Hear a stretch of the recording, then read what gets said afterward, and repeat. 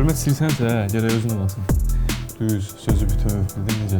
Qorxudan yaranan şey hörmət deyil də, itayətdir. Bunda sən kim deyir?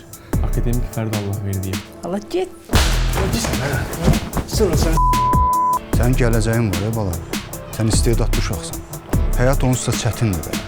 Evin bütün yükü, dərdi mənim üstümdə deyə bir dənə problem olanda da böyütdüyün qızdır. Mən anayamsa, sən də qardaşsan. Vaxtında yanında olmalıydın onun, bildin? Ya qayıdıb güləşirsən, ya da bu küçənin tinlərində məhv olub gedirsən. Mən mamanı elə vəziyyətli görməsəydim, sənə əl qaldırmazdım.